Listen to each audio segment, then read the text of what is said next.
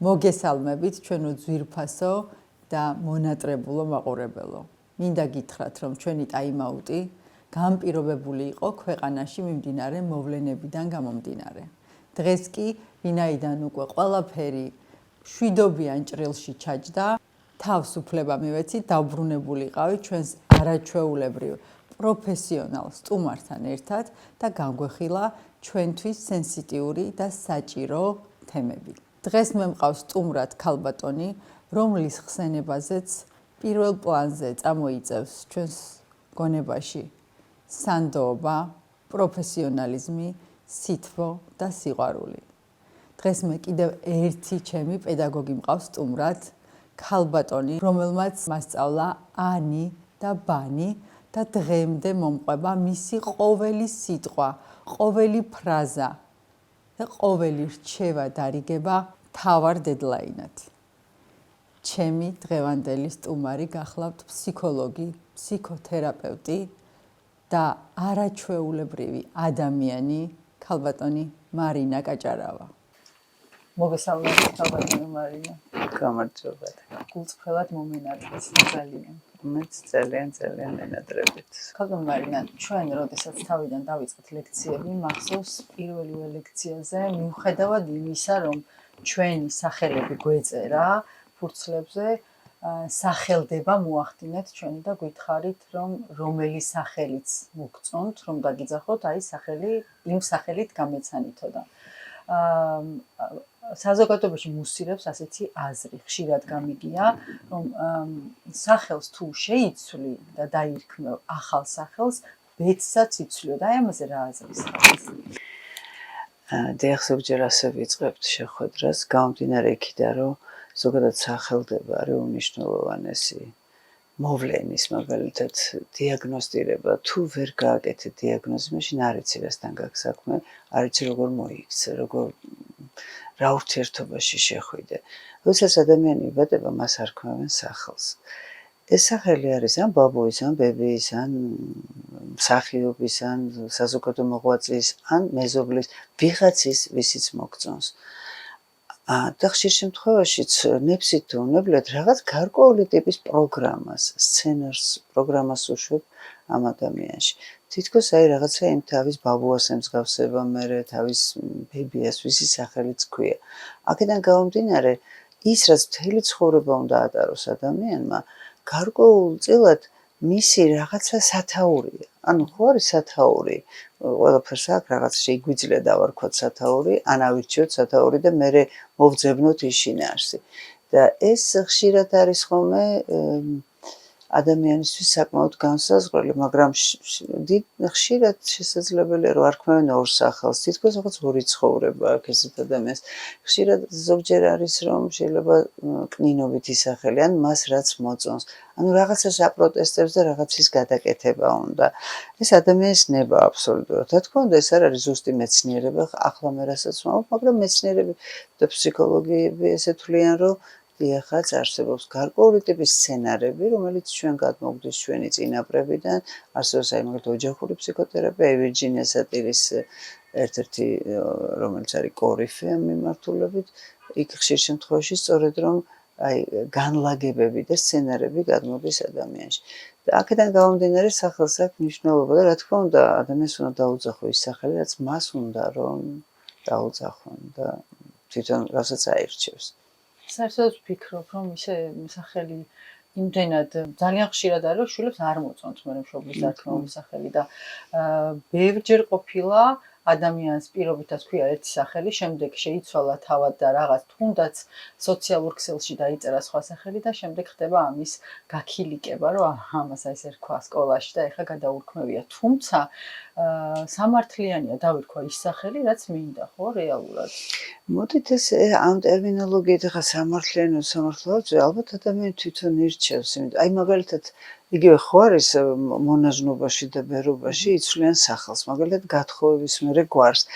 რაღაც ეს განაცხადია, იცით, რაღაც განაცხადია, რომ თითქოს რაღაცის ცვლილებას აპირებ, თითქოს აღარ აპირებ ისე ცხოვრებას, როგორც ადრე და ახალი სახელით იწყებ პოზიციონირებას.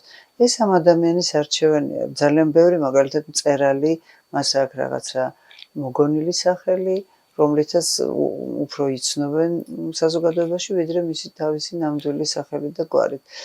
ეს ყველაფერი არის მისი გადასაწყვეტი თვითონ იმ ადამიანის, ვინც ირქმევს რაიმე სახელს და არ მგონია ხა ამაში რამე იყოს ვინმესგან საქილიკო, რა თქმა უნდა, თუმცა ხა ჩვენ ამას მიჩვეულები ვართ, რომ ძირითადად შეიძლება მეტი უნდა ხო, სხვებზე ვისაუბროთ. მაგრამ ფსიქოლოგიაში მუშაობს ეს?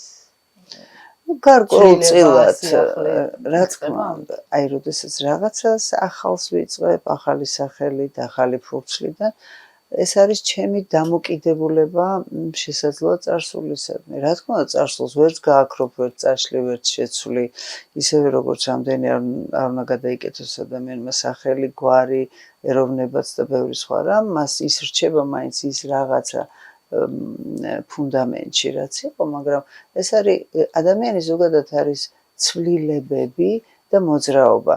არ არის ეს სტატიკა, რომელიც დაიბადა და ჩვენ რა დავიბადეთ, ის 3 კილო რო ვიყავით ოდესღაც, ხო, იმ უჯრედიდან არც ერთი აღარ გვაქვს ახლა ჩვენ იმ უჯრედების. შეიძლება ითქვას, რომ რაღაცა ყველაფერი არის შეცვლილი. ანუ თითქოს თვითონ ადამიანის უცვლილებებშია მთელი ცხოვრება, ვითარდები, არსებობს რაღაცა ტენდენცია აქტუალიზაციის, ეს არის ძალიან დიდი დრაივი, ენერგეტიკა, რომელთაც უნდა ეცადო, ალბათ უკეთესია, რომ უკეთესი ვერსია გახდეს შენი თავის, თუმცა შესაძლებელია გარკვეული ჭაობით, სტატიკური მდგომარეობაც, როდესაც ადამიანი არ ცდილობს განვითარებას, ამ პირიქით რაღაც დეგრადირებასაც. ესეც არის რაღაცნაირად ნაწილობრივზე მეტად პიროვნების არჩევანი. სიტუაციასაც ბევრი აქვს თავის წილი, გარემოს, საცხოვრობს, როგორ ცხოვრობს, სად ისდება, მაგრამ პიროვნება მაინც მეტია, ვიდრე გენეტიკა, ვიდრე თქვათ იგივე სოციუმი, ვიდრე თუნდაც რაღაცა მოცემულობები. მარინა, თქვენ პროგრამა ახსენეთ და ანუ ადამიანი იბადება რაღაც გარკვეული პროგრამით, ხო? მაგრამ რამდენად დიდი ესეც მაინტერესებს პირველი და მეორე, რამდენად დიდი როლი აქვს მშობლების გაწერილ პროგრამას შვილებისთვის? იცით რა არის, არ ვიტყოდი, რომ ძალიან დიდი როლი აქვს, მაგრამ თავისი წვლილი აქვს. აი, მაგალითად, გენეტიკა, რომელიც არის მდგენელი, ჩვენი გენეტიკური მოცემულობა, ხო? თქვათ იგივე 46 ქრომოსომა, რომელიც არის ადამიანი, 23 დედისგან აქვს, 23 მამისგან. მას გარკვეული ტიპის ინფორმაცია მოდის დედისგან, გარკვეული მამისგან. სოციალიზაციის პროცესში ამისი, თქვათ, გამოვლენაც ხდება, ამისი გარკვეული ინფორმაციის, ასე ვთქვათ, ფსიქიკა გარკვეული ტიპის პროგრამულ უზრუნველყოფას ეწევა, თუმცა ესე რომ ვთქვათ, რომ თვითონ ესეთი დეტერმინირებული და რაღაცა ბედი და მსგავსი რაღაცები, რა თქმა უნდა, ხა მე პირადად ჩემთვის არ არის ეს მისაღები და არც გასაგები. ეს დეტერმინირება გარკვეულწილად ხდება, იმიტომ რომ რაღაცა გარკვეული ჩვენ ვიბადებით გარკვეული ხასიათის ნიშნებით, გარკვეული გარეგნული მახასიათებლებით, ჩვენ გვაქვს იგივე რეაქციის ნორმა არსებობს, რაც გულისხმობს სიმაღლის რაღაც გარკვეულ ლუფტს აქედან აქამდე, თუ ყველა პარამეტრი არის მოცემული. ჩვენი გენეტიკური ინფორმაცია არის ძალიან დიდი, რომელთაც ჩვენ წვდომა, რა თქმა უნდა, ყველასთან არ გვაქვს, თუ ვიფიქრებთ, რომ 1 მილიარდობით არის უჯრედი და თითოში ეს დნმ-ის მოლეკულა შეიძლება იყოს 2 მეტრი, წარმოიდგინეთ, რამდენია ის, რომ ამ მილიარდობით უჯრედზე გადამრავლდეს. ამასთან ჩვენ წვდომა არ გვაქვს, რა თქმა უნდა, ეს აისბერგის წვერია, რასთანაც ჩვენ ხშირად გვაქვს წვდომა ზოგჯერ აი ეს რაღაცა მithumedes რაღაც წინაპრებისგან ინფორმაციაც მოდის, მშობლებისგანაც, ჩვენი რაღაც შლეიფი მოყვება, მოკლედ გარკვეული ტიპის. თუმცა მე სოციალიზაციის პროცესში ადამიანი ამჟღავნებს გარკვეული ტიპის იგივე როგორც თავის თვისებებს, ასევე იძენს ახალ მშობლებისგან, თქვათ იგივე copy-paste რო ეძახიან, გადმოიღებს გარკვეული ტიპის ქცევის მოდელებს, პატერნიზაცია ხდება. მერე სკოლა, ბაღი, ქუჩა და ასე შემდეგ, ის ეპოქა, ის კულტურა, რომელიც არის განსაზღვრელი, ასე რომ მულტიფაქტორალურია, ადამიანი არ შეიძლება განვიხილოთ როგორც მხოლოდ გენეტიკური მასალა, აი რომ წარმოვიდგინოთ, რომ სულ ფოტოს რო იღებენ, მას ამჟღავნებენ რაღაცა ხსნარში, ხო?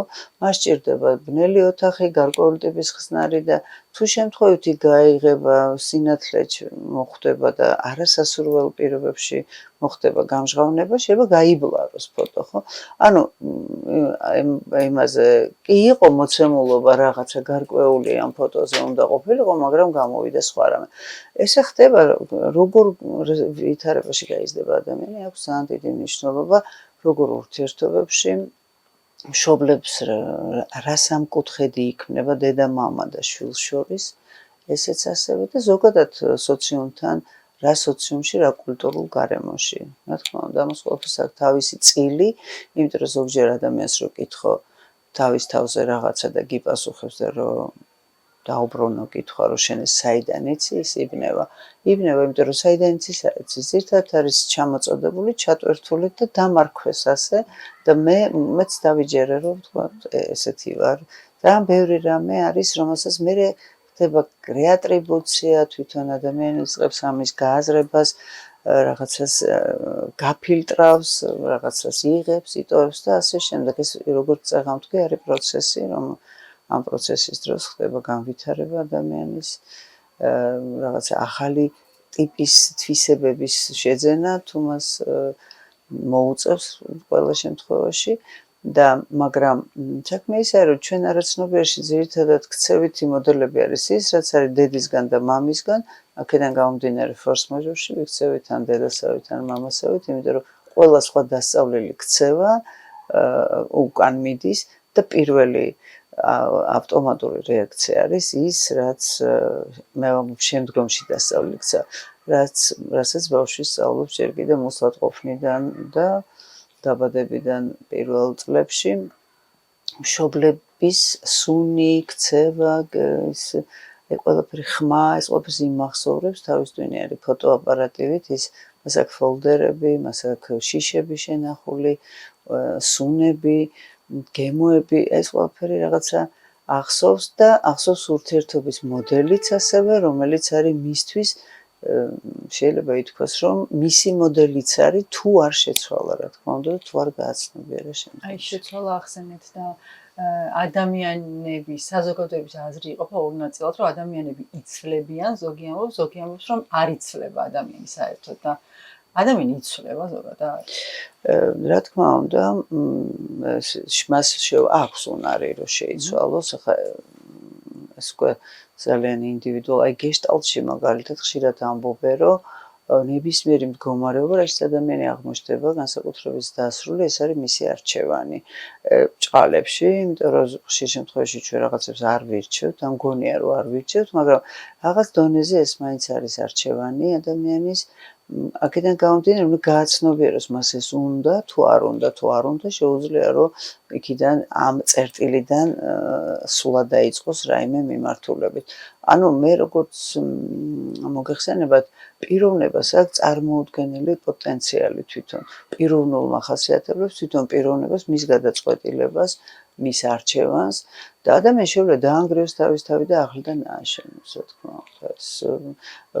შეცვალოს რაღაცეებთან ბრძოლა ზოგჯერ ძალიან უშედეგოდ შეიძლება გამოდგეს, იმიტომ რომ არის რაღაცა მოცემულობები, რომელიც ადამიანს აქვს, ან ძალიან ძვირად დაუждდეს ადამიანს, მაგრამ ყოველ შემთხვევაში მაინც ეს ყველაფერი შესაძლებელია.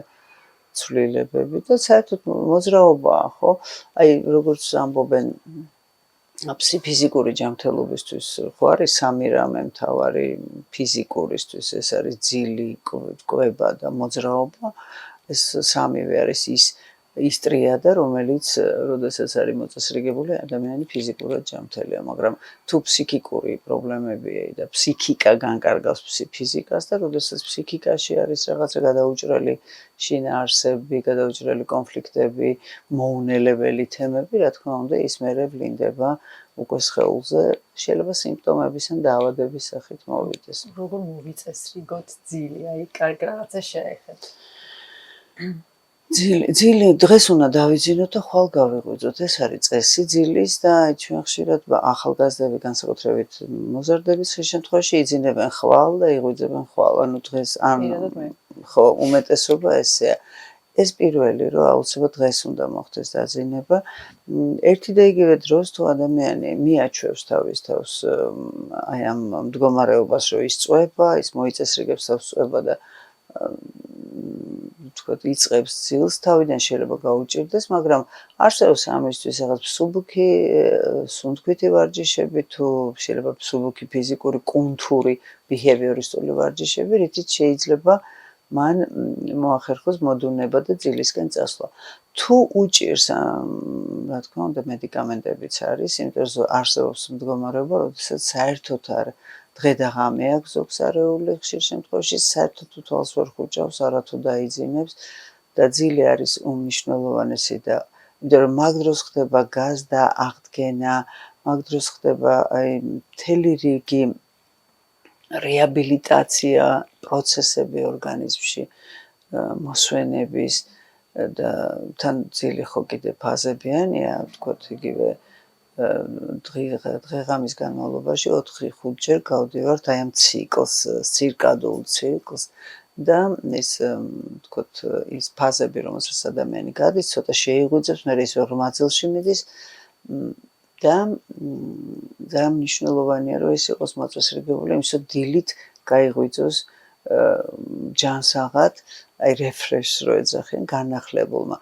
და რაც უფრო ადრე გაიღვიძებს, მით უკეთესია მისთვის, იმიტომ რომ კორტიზოლის დონე იცვლება ძილის დროსთან დაკავშირებით და რაც მეტი ძინავს ადამიანს, მით უფრო სტრესული, დაღლილი და თითქოს შეიძლება გათანგულმაც კი გაიღვიძოს და ამიტომ 7-8 საათი ძილი რაღაც ასაკიდან არის აბსოლუტურად ნორმალური და ჯანმრთელი. ნუ მე ვგულისხმობ, ხა ბავშვობას არ ვგულისხმობ, სადაც უნდა იყოს ვთქვათ, ზოგჯერ 8, 10 და 12 საათიც, მაგრამ თანდათან 7-8 საათის ეს არის აბსოლუტურად ძილის შებრუნება არა შებრუნება შესაძლებელია, დღის ძილის სხვა მექანიზმია, ღამის ძილის სხვა არის, დღის ძილით ვერ ახერხებს ადამიანი რეაბილიტაციას ბოლომდე და სხვა შეიძლება ღამის მორიგეებს ალბათ უფრო მეტად უნდა კონდეთ იგივე ანაზღაურება და იგივე რაღაცა პირობები, რომ ყოველი მეოთხე ღამე, ვთქვათ, არ ძინავს,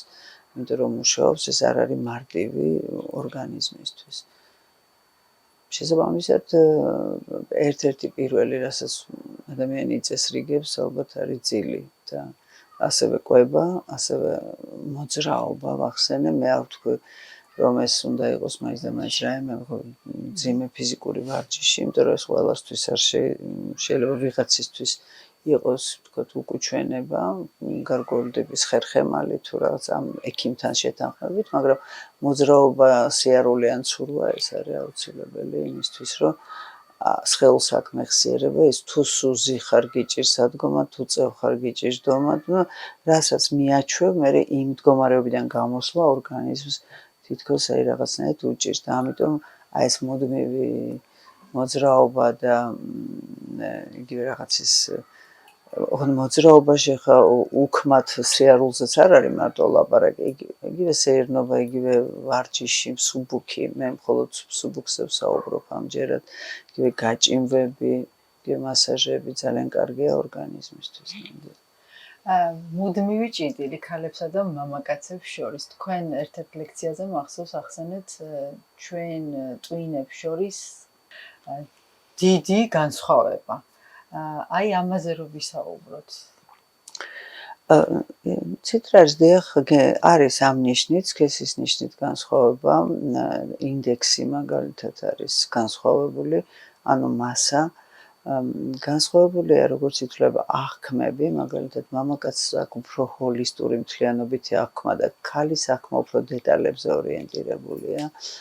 მერე ქალი არის მულტიფუნქციონალური, ბევრად უფრო ვიდრე მამაკაცი.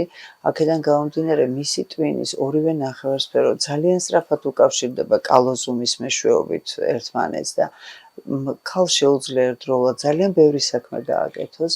ვთქვათ, იგივე სადილით, თან ალაგოს, თან ბავშვის რაღაც შეამოწმოს, თან მეუღლეს თუ რა ვიცი, თან მობილურში დაინახოს, რა მოსდის, ვის რა მესიჯი წერ, ვინ როგორ წერს, რას წერს და მეზობელი რას ყვირის იქით, ეს ყველაფერი შეუძლია, რაც მამაკაცს უჭირს ძალიან, იმიტომ რომ მისი ტვინი მუშაობს ან ერთი ნახევარსფერო ან მეორე და ვთქვათ ის რომ ჭამს მას არ ესმის, როდესაც ესაუბრებიან და ამ ფეხბურთს უყურებს, მაშინაც განა არ უნდა არ ესმის, აქედან გამომდინარე ჩიჩინი, ყვირილი, ჩხუბი რო შენ მე არ მისმენ, არის უადგილო, იმიტომ რომ მართლა არ შეუძლია რომ გაიგოს. და ასე კიდე ბევრი არის ესეთი განსხვავებები, რომლებიც ვთქვათ შესაძლოა იყოს დამახასიათებელი ცალკე მამაკაცისთვის, ცალკე ქალისთვის, თუმცა არსებობენ პირიქითაც ესეთი ქალები, რომლებიც არიან ერთფუნქციური, ის აქვთ ფოკუსირება შეუძლიათ და მამაკაცები, რომლებიც არიან მულტიფუნქციონალური, თუმცა ეს რაღაცა ტვინის თვითონ ანატომიური თავისებურებაც და ფიზიოლოგიური ამაზე მეტყველებს. და როგორც ჩანს, ეს არის რაღაცა სოციოკულტურალური საფუძვლები აქვს, იმიტომ რომ ალბათ ასე ჭირდებოდა ადამიანს საუკუნეების მანძილზე და დღეს რა თქმა უნდა შეიძლება კიდე რაღაცები შეიცვალოს. რატომ ხდება ახლა მამაკაცები ვახსენეთ და რატომ ხდება რომ ბევრჯერ გაგვიგია და ჩვენც აღმოგვიჩენია გვინახავს მამაკაცები უფრო ძნელად იტანენ ტკივილს რთულად ვიდრე ქალები. აქ ხომ არ არის დედის როლი, სულ რო რაღაცა სულს უბერავთ მამრობითი სქესის შვილებს. იცით რა არის ესეთი არ ვიცი ერთ მნიშვნელოვანი პასუხი ამაზე არ მაქვს, მაგრამ ქალი რო უფრო გამძლე არის, სტრესგამძლე და უფრო მეტად შესაძლებელია მას უფრო გადანაწილება შეუძლია და განზავება იგივე შრომის, იგივე ვთქვათ სტრესთან გამკლავების, ვიდრე შესაძლოა ეს იყოს ქალი, მამაკაც და იგივე ქალს აქვს ძალიან ბევრი ფიზიოლოგიურად გარკვეული ტიპის დაცვები, რომელიც შეიძლება მამაკაცს არ ჰქონდეს. საუბრობთ ეს არის, თუმცა ალბათ არიან პირიქითაც, როდესაც საერთოდ ქალი ვერ უძლებს სტრესს და მამაკაცი უფრო კარგად უძლებს. მამაკაცს არ შეუძლია ტესტოსტერონის კონცენტრაციასთან არის დაკავშირებული მაგალითად ცრემლიანობა. აი რომ არ შეუძლია რომ იტიროს, ხშირ შემთხვევაში რომ მაღალია ტესტოსტერონი და ზოგს გონია რომ კუშტია და გაქვავებულია. არა, უბრალოდ ვერ ტირის და ეს რაღაცნაირად მე შეიძლება ჯავშანი კონდეს, რომ თითქოს არის მშვიდა და ეს არ არის სიმშვიდე, ეს არის გარკვეულ დათრგუნული ცრემლი, რომელიც შეიძლება მე შეშუპებაში ან რაიმე სხვა სახით გამოვლინდეს.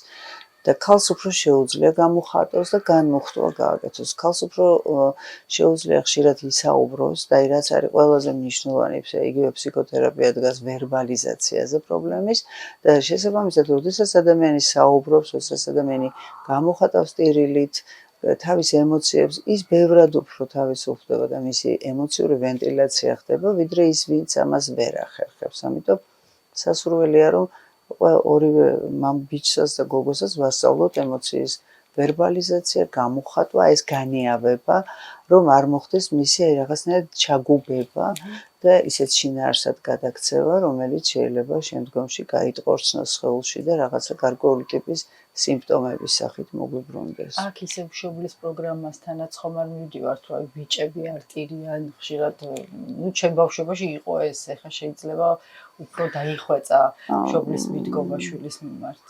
არა, ბიჭებიც ტირიან და გოგოებიც, იმიტომ რომ ბავშვებს არ აქვთ ესეთი ჰორმონალური ჯერ განსხვავება, აი თქვათ ამ ნიშნით, იმიტომ რომ ეს თანდათან მოდის, უფრო თქვათ ასაკთან ერთად. ჩვეულებრივ ისინი ტირიან, უბრალოდ შეიძლება გოგომაც აიგზავნოს ტირილი, ბევრი გოგონაც არის ისეთი, ვინც ცრემლს ვერ გადმოაგდებს და არ გადმოაგდებს, იმიტომ რომ მას აქვს დათრგუნული ცრემლი, რადგანაც არის ესეთი შესაძლებელია იყოს ესეთი დამოკიდებულება, რომ ის ვინც ტირის, ის სუსტია და ამიტომ მე არ მინდა ვიყო სუსტი, მე ქალები არანაკლებ ძლიერები და კიდევ უფრო ძლიერებიც არიან, შესაბამისად ბევრი ქალიც არის, რომელიც ცრემლს არ გამოუშვებს. ზუსტად იმის გამო, რომ თქვათ არ ჩაითვალოს სუსტად. და მამაკაცშიც შესაძლებელია ეს მოხდეს, ეს არის გარკვეული ტიპის ჯავშანი და მორგება ამ სამყაროზე. ჩვენ გვაქვს ესეთი ბევრი მორგების სხვადასხვა ფორმები, იმისთვის რომ გადავრჩეთ ფიზიკურად, ფსიქოლოგიურად, სოციალურ აი სხვადასხვა კონტექსტში რომ იგივე არ შეგვაფასონ, არ დაგვრცინონ და ასე შემდეგ და რაღაცებს ადამიანი სხვადასხვა სტრატეგიებს ამისთვის მიმართა. აი მაგალითად მე ჩემ თავზე თუ ვისაუბრებ, შეიძლება ერთ დროს სწორედაც ეს პროგრამა ჩავდე და ჯავშანი ავიშენე, მაგრამ დღეს ძალიან მინდა ხანდახან რომ გამოუშვა ემოცია, თუნდაც როდესაც მარტო ვარ და არ გამომდის და ამის რეალიზება რაში შეიძლება მოახდინოს ადამიანმა? აი ვერ ვჭირი. ტიროს ხოვარების სწავლი ვერ ვსწავლობ და შესაბამისად რით შეიძლება აი ეს დაკომპენსირდეს ისე რომ შემდეგ რაღაცა ცნებულებებზე არ აისახოს. იცით რა არის, როდესაც ალბათ ადამიანი ვერ ტირის, ხა ძალიან ინდივიდუალურია, მან ეს მარტო ერთი ჩვენი შეცდომა ესეც არის სტრესთან გამკლავების, ოსე ჩვენ არ მივმართავთ დახმარებას. იგივე სხვა ადამიანთან, იმიტომ რომ რა დროს ხდება საშიში ეს სტრესი, როდესაც ის არის მოულოდნელი და მეორე, როდესაც ჩვენ მსგავსი გამოცდილება არ გვქონია და ეს არის კიდევ ერთი სიახლე მოულოდნელობასთან ერთად. მესამე, როდესაც მე მგონია, რომ მე ამის რესურსი არ მაქვს, ამის გამკლავების და უკვე შემოდის მეოთხე, რომ მე ვიკეტები. და ეს 4 ერთად არის უკვე ძალიან სახიფათო, 4-ვე ერთად. და აი ამ ჩაკეტვას ამ დროს უნდა და პირიქით სოსი უნდა ჩართოს ადამიანმა მიშველეთ და არ მოითხოვოს შველა და მიეცემა. და ეს პირველი არის ვერბალის ამოთქმაში. ტირილი შეიძლება რაღაცა პერიოდის მერე ამოხეთქოს და წამოვიდეს. ზოგს ოფლის სახით გამოსდის, ზოგს შეიძლება სხვა იგივე აი იწყება აი ამ იმის შეშუპება ადამიანში, რომ ვერ გამოდის. ამიტომ ძალიან მნიშვნელოვანია საუბარი, იმიტომ რომ როდესაც აი სწორედ შინაარსებს ჩაშლი, საუბრობ, შენ თავს უსმენ, შენ თვითონ მოსმენ ის დროს ხდება აღმოჩენები, ინსაიტს რო ეძახიან. ეს აღმოჩენები შორის ხიდები იდება, ხდება მონელება ამა თუ იმ შინაარსის, უტილიზაცია, ეს ხდება ემოციური, ასე ვთქვათ, ტრამბული გამოცდილების აქ და ამჟამად გადამუშავება და ადამიანი ამისგან თავისუფლდება და რა თქმა უნდა ტირილით შეიძლება წამოვიდეს, იმიტომ რომ ეს შესაძლებელია იმდენად ისეთი ბრძანება იყოს, რომ ტირილი არ შეიძლება, რომ ადამიანს ხშირად უჭირს იტიროს მარტოც რო რჩება, იმიტომ რომ მართლაც ახლა ბავშვობაში იყო, რომ ხახვს ისმევდნენ თვალებში, რომ მოდოცადო. ხო, არა, ბავშვებმა რომ ვითომ ტირიან, იმიტომ რომ ცრემლი ისე არ მოსდიოდა. თუმცა არიან ადამიანები, ვისაც შეუძლია უთხრა და იმ წუთას წამოვიდეს ცრემლი. ესეც ხდება, რომ კონკრეტული რაღაც გარკვეულ ასაკში უფრო გულჩვილები ხდებიან ადამიანები. ჰორმონალურია ხშირ შემთხვევაში ეს. აი ასაკთან ერთად მოხუცებაში უფრო ბავშვები ხდებიან ხშირ შემთხვევაში. მამაკაცები მაშინ უფრო ტირიან, უფრო ცრემლიანი თვალები აქვთ და შეიძლება ქალიც, რა თქმა უნდა, ქალს ისედაც ნაკლებად უჭირს ტირილი. ზუსტად იმიტომ, რომ ძალიან დაიწევს ამ დროს უკვე ტესტოსტერონი და შესაბამისად ეს ტირილისთვის გზა თითქოს აი ეს არხები გახსნილია. და გულჩვილი ხდება, ბავშვივით ხდება და თან რაღაცა ბუნებითი სისუსტეც აქვს მას, რომ რაღაცები ისე აღარ შეუძლია, როგორც ადრე შეეძლო. და ვთქვათ ეს სიბერესთან ერთად ადამიანს შეიძლება დაემართოს. თუმცა ვერ ვიტყვით შეიძლება, მაგრამ თუმცა შეიძლება უფრო გაკუშტდეს და საერთოდ ჩაიკეტოს. ესე ძალიან ინდივიდუალურია ხო, უბრალოდ მაინც ესე ყველაზე ვერ ვიტყვით ერთი და იგივე. წეღან შველა ახსენეთ. რაც მინდა ფსიქოლოგი, ისედაც ვიცი, რა პრობლემა მაქვს და ისიც ვიცი, როგორ მოვაგვარო. უბრალოდ ვერ მივდივარ აქამდე.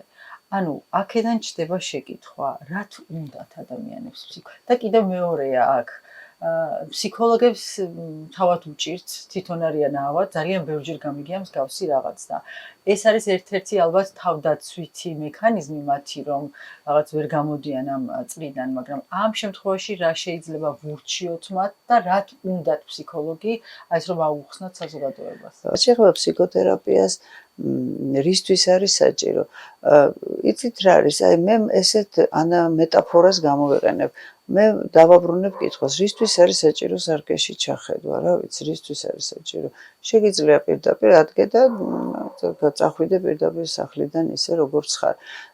ხა სარკეში ჩახედვა ერთი რომ გაპრანჭვისთვისაც არის კარგი, მაგრამ გაპრანჭვამდე რომ საკუთარი თავი დაინახო, ხო? იქნება და რა ვიცი, მურიგისვია სადმე იქნება და რაღაცა გასასწორებელი გაქვს, ხო? ალბათ იყო კაცობრიობაში როცა სარკე არ იყო და წყალში იხედებოდნენ, მაგრამ ყოველში რაც სარკე არსებობს, ეს არის მნიშვნელოვანი, რომ თქვა ფიზიკური რაღაცა გაისწოროს ადამიანმა. თუმცა ვიღაცები ხმარობენ კიდევ უფრო მეტი სხვა დანიშნულებით. აი, დაახლოებით სარკეში ჩახედვას შევადარებდი, რომ ადამიანი საუბრობს, უსმენს თავის თავს, აღმოჩენებს აკეთებს, იმიტომ რომ აზროვნება სხვა არის და მეტყველება კიდევ სხვა არის, ეს არის ვერბალური აზროვნება. როდესაც ხდება შორისდებულების და ხიდების მიხედვით ფაქტებს შორის მსჯელობის ჩამოყალიბება და ფიქრის რომ შემიძლია არ ვიმსჯელო და პირდაპირ კლიშეებით გადავახდე და დასკვნა სწრაფად დავდო, ამიტომ ძალიან მნიშვნელოვანია და შეიძლება მე რომ ვსაუბრობ ჩემ თავზე, მე ვაღმოვაჩინო, რომ უი, ამაზე არასდროს არ მიფიქრე არა და ძალიან ბანალურ რაღაცას ყვები, ძალიან ჩემ ბავშვობას ან ის რაც თითქოს გავლილი მაქვს ბევრჯერ.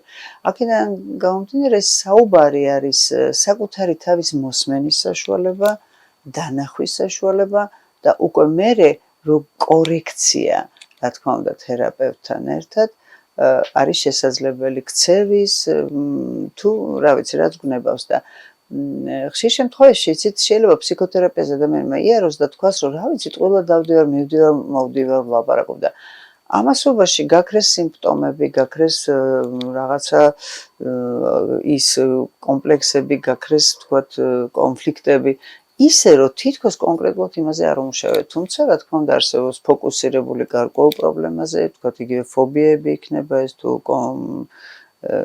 რა ვიცი ნებისმიერი იგივე კონფლიქტი თუ კომპლექსი თუ რაც გნებავთ, რა ვიცი, რაც აწუხებს ადამიანს და ისე რომ ვთქვა, ძირითადად ადამიანი ფსიქოთერაპიაზე მიდის ან ვთქვათ ქცევის პრობლემით, ქცევითი აშლილობებით ან ქცევაში, შეიძლება ეს იყოს ემოციური პრობლემა, ვთქვათ იყოს დეპრესიაში, ანუ აფექტური სფეროს რაღაც პრობლემა იყოს.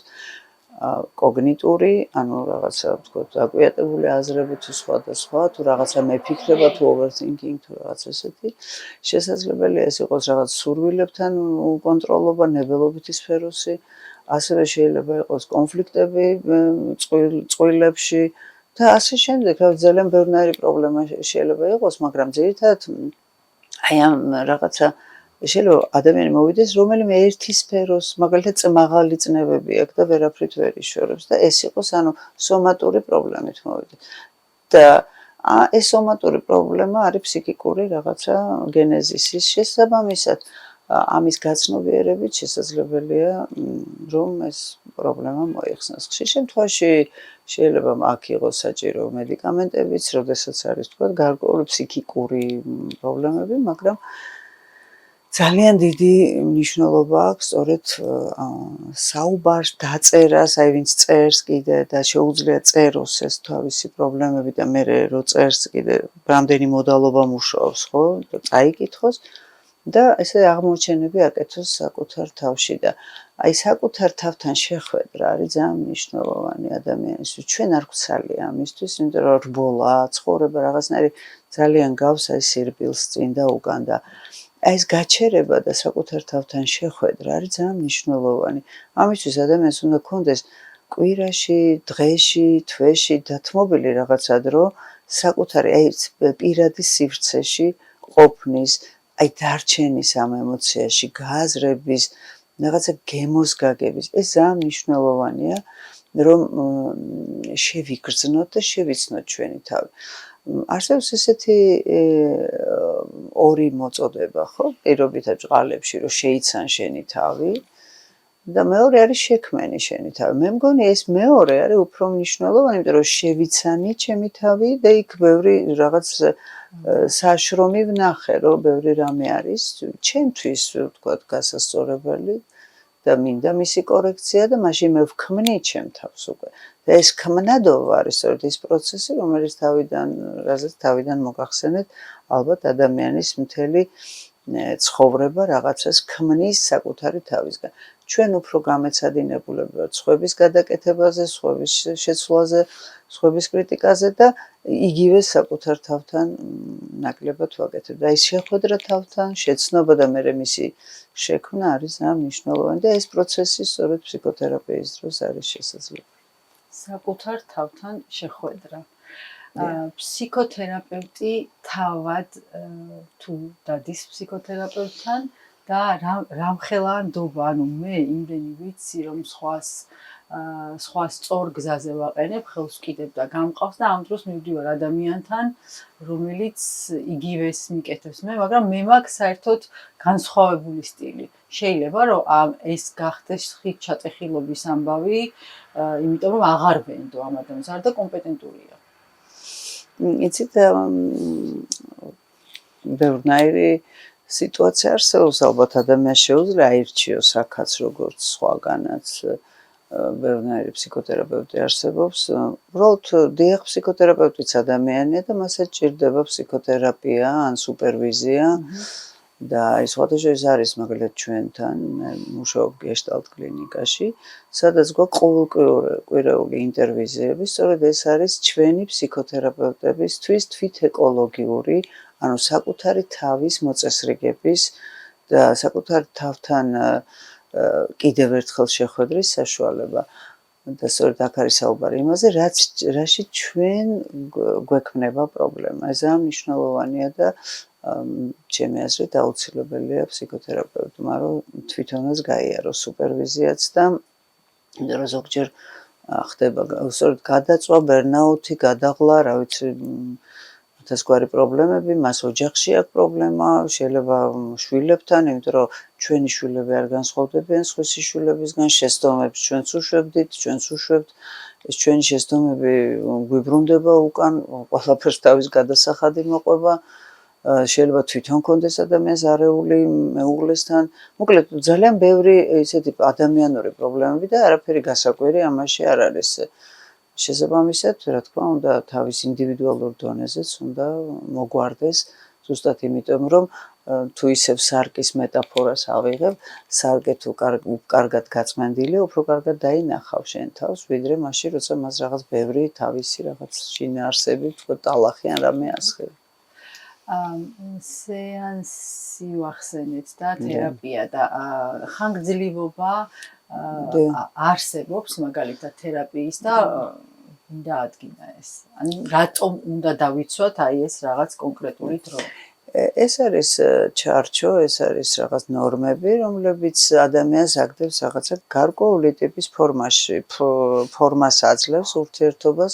ეს არის შესაძლებელი იყოს კონტრაქტის სახე კონდეს ამას თავიდანვე დაახლოებით 50 წუთიდან 1 საათამდე გრძელდება. ეს 50 წუთი არის სრულიად საკმარისი. რა თქმა უნდა, თუ ვერ ამთავრებს ის, მან უნდა დაამთავროს ეს, იმიტომ რომ როდესაც გრძელდება საათნახევარი 2 საათი, თუმცა შეიძლება ვინმეს აქვს ეგ სტილი, ამ შემთხვევაში თერაპიულ მნიშვნელობას კარგავს. ჩარჩოდან ამოდის, რა თქმა უნდა, და ბევრად უფრო მნიშვნელოვანია, რომ ეს ჩარჩო დაცული იყოს. თუ იგვიანებს ადამიანი, ის თავის 10 და 15 წუთს კარგავს და დანარჩენს, ვთქვათ, დანარჩენი იქნება მისთვის თერაპიული სეანსი და თუ შემთხვევით ადამიანი იგვიანებს ხშირად და ყოველთვის, ეს არის ფსიქოთერაპიაზე გასატანი თემა, იმიტომ რომ ეს დაგვიანებაც არის ის პრობლემა, რომელიც უნდა გაიაზროს, რა არის ეს, რის გამო იგვიანებს.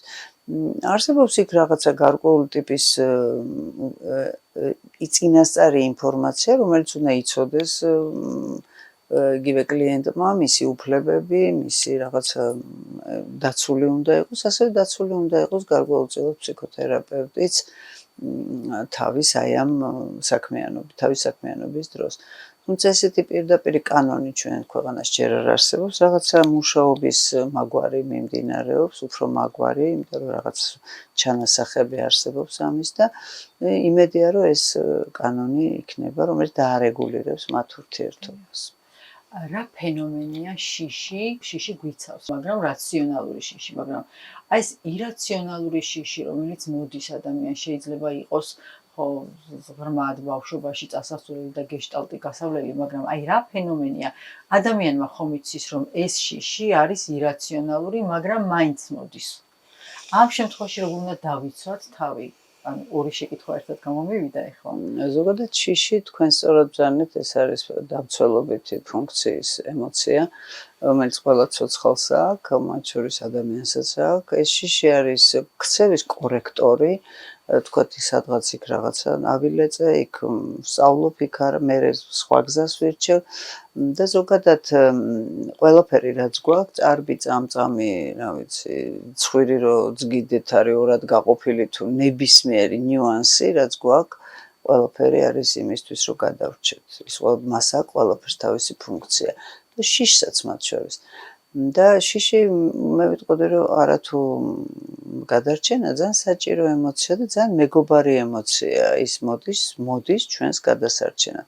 ეხლა რაც შეეხება ფობიას, ირაციონალურ შიშს, ეს რა თქმა უნდა გახლავთ მორგების ის ფორმა სამყაროსთან, როდესაც ხდება ცხოვრების ხარისხის საკმაოდ ქვემოთ დაწევა, როდესაც ხდება ადამიანისთვის პრობლემები, თვითონ თავის თავს უქმნის პრობლემებს, მაგალითად ლიფტში ვერ შედის, მაგალითად რაღაცა სახლიდან ვერ გადის და ასე შემდეგ.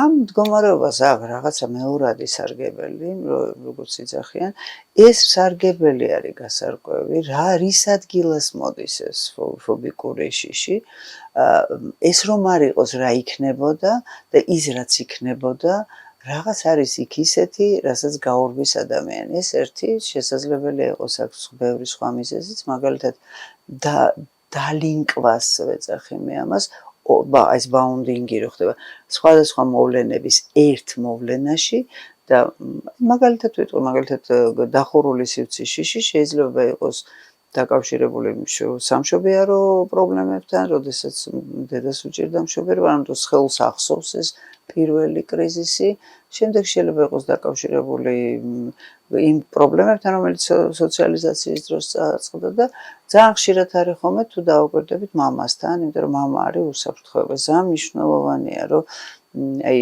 ხო დედა ხარ ზრუნვა სითბო რაღაც გამოყვება და მამა არის დაცვა და უსაფრთხოება.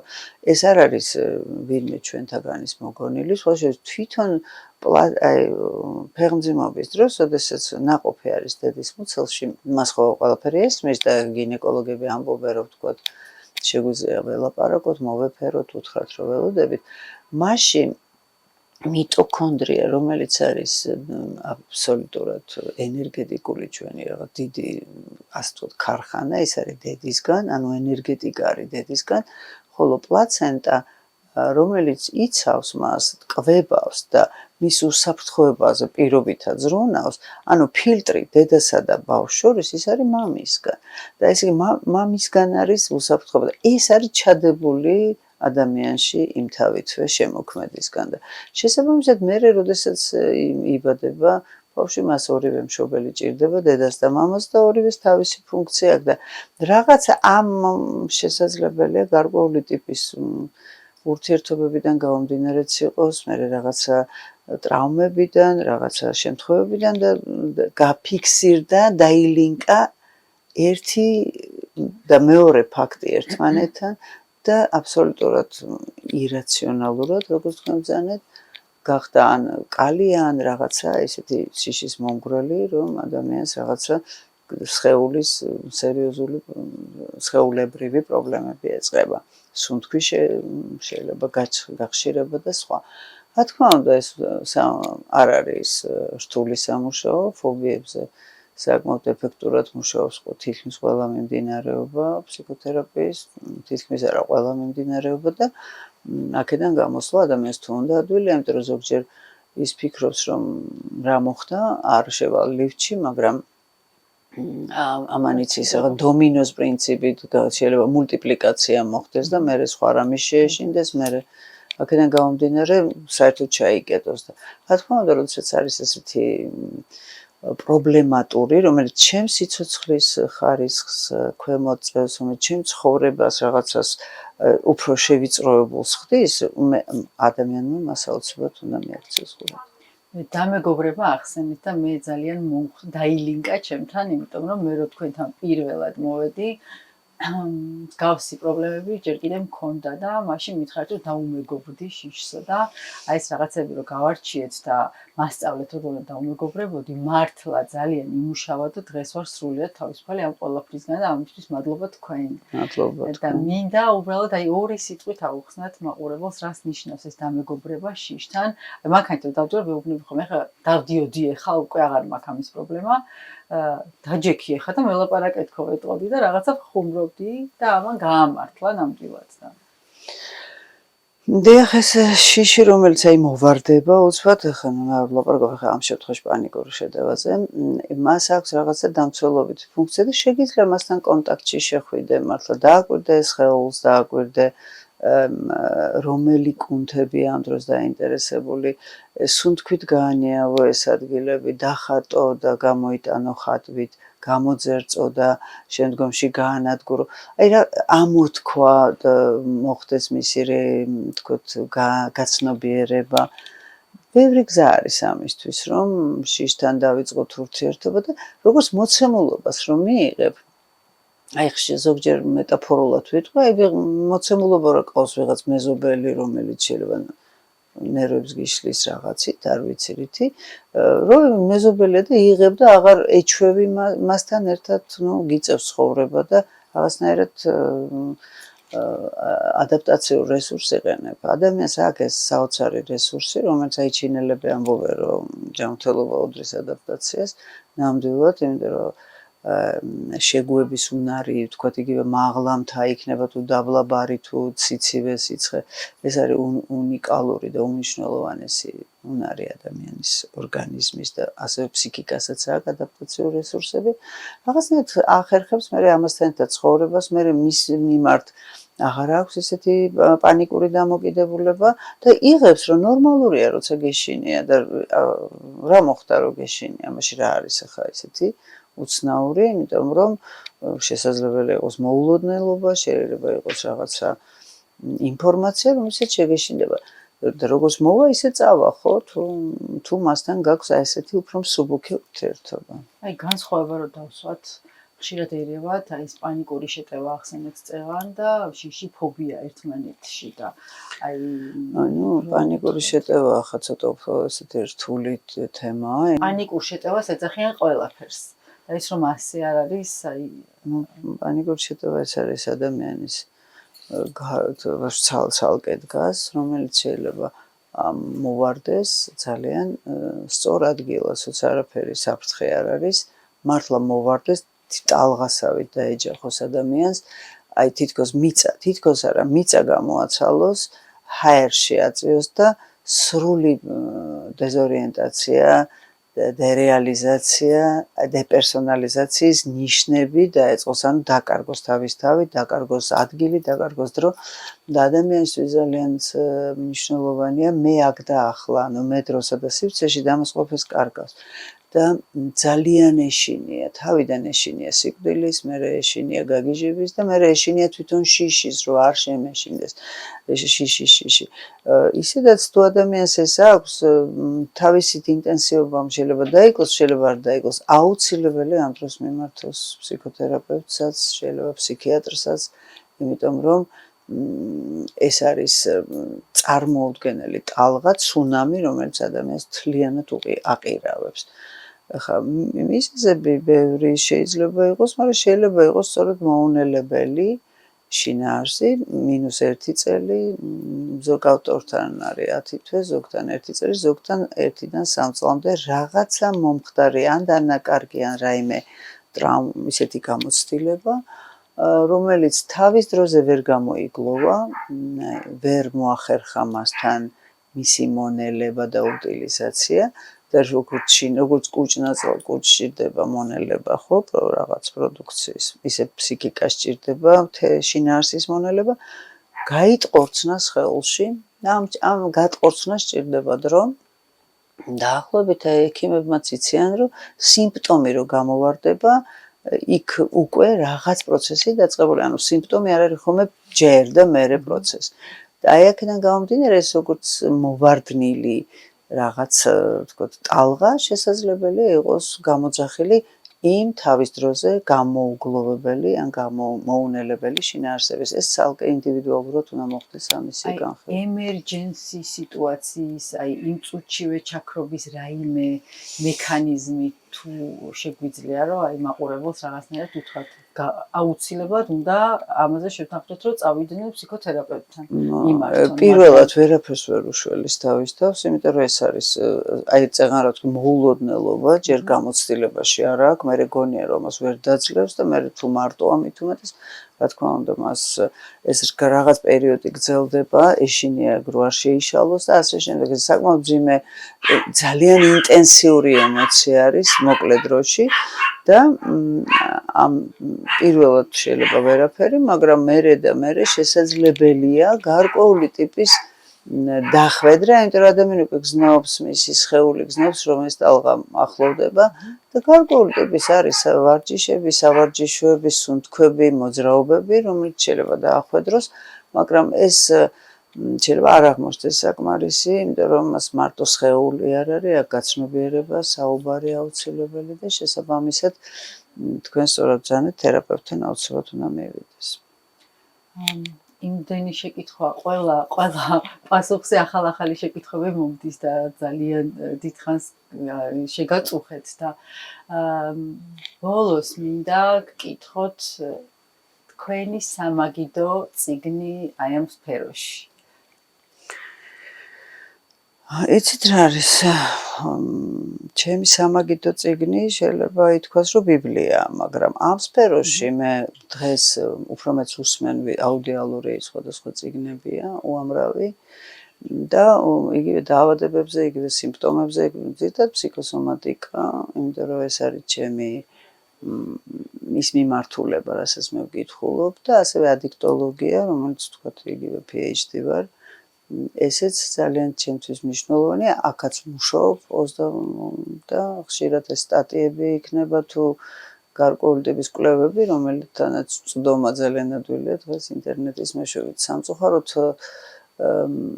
დროის უქონლობის გამო რაიმე მხატვრული ლიტერატურა და ეს ნაკლებად შემოდის, იგივე რაღაცა ფილმები თუ სხვა, ერთ-ერთი მუსიკა, ჯაზი და აი ეს მოსმენა აუდიალური წიგნების. თქვენთან რომელი ფსიქოლოგი, ფსიქოთერაპევტი ილინკება უფრო თქვენთან ახლოს რომელი? რა ვიცი, ძალიან ამბიციური იქნება ნათქვამი, მაგრამ მე ძალიან მიყვარს კარლ როჯერსი, რომელიც არის ჰუმანისტური ფსიქოლოგიის, ასე ვთქვათ, შემომტანი და დამაარსებელი, იმიტომ რომ რაღაც ამ ადამიანთან მაქვს ძალიან დიდი რაღაცა რეზონირდება ბევრი რამ, თუმცა რა თქმა უნდა ბევრ სხვასთანაც, მაგრამ ეს ძალიან აი რაღაც ჩემთვის ძალიან მნიშვნელოვანი პერსონა არის. არ შემიძლია არ თქვა, არ შევეხო ამ საკითხს, რაც დავიწყე ასე თუ ისე შეხება ამ სფეროსთან და დავდივარ და ვსწავლობ და სად არ ვსწავლობ მოკლედ, რაღაცნაირად გამიმართლა, ყველა ვინც კი რაღაცას გვიკითხავდა მასწავლინა, ყველა განსაკუთრებული იყო, მაგრამ თქვენ იმდენად განსაკუთრებული ხართ, ისე მიყვარხართ, ისეთი სხვანაირი სითბო, ადამიანობა და განსაკუთრებული რაღაც მოდის თქვენგან, მიზიდულობის ძალა გაქვთ ისეთი, რომ არ ვიცი, ერთხელ მახსოვს ჩვენი ლექციები რო დასრულდა, შემდეგ სადღაც სხვაგან მოვედით თქვენს ერთ-ერთ ლექციაზე და იქ თქვით, რომ ჩემი ბავშვები არიან, ჩემი გოგოები არიან აქ და ანუ აი არ ვიცი, ავივსე და ავიღვარე ყველაფერთან დამემართა და იგივე განსამოკი ხა, აი ახლა კიდე რომ მოვედი და შემდეგ მიჩნდება ხოლმე როგორი შეგრძნება, იცით რომ ცუდი შედარება და მოვიყვანო, მაგრამ ნარკოტიკ დამოკიდებული რო ხდები, ესე ვიყავი, ცოტა თითქოს ეხა რაღაც გაზ, ეხა ისევ დამეწყო და აუცილებლად ჩაუждები და დავიწყებ ძებნას კიდევ სად შეიძლება თქვენთან მოვიდე და რა ლექციები გავაკეთე. დიდი მადლობა ესეთი განსაკუთრებული ადამიანები. კარგით რა, თბილი სიტყვებისთვის მადლობა. და ვიცი მე თვლი რომ არაფერი განსაკუთრებული, უბრალოდ ალბათ როცა გიყვარს, რასაც აკეთებ და გიყვარს ის საქმე და ის ადგილი, სადაც ხარ, ალბათ ბევრად უფრო თავსებადი ხარ, ბევრად უფრო ლაღი, თავისუფალი და ავიცი, და თქვენ გიყვართ ადამიანები, აი ეს მოდის ყველა თქვენი ყოველი სიტყვის. მე ვცდილობ ხო რომ მიყვარდეს ძალიან და მე ვცდილობ რომ მათში დავინახო დაუზიანებელი და დადებითი პოზიტივი, იმიტომ რომ რასაც გავუშვებ, აუცილებლად ის გიბრუნდება და აქედან გამომდინარე. მადლობა დიდი თქვენ. მადლობა. გაგაცნობთ.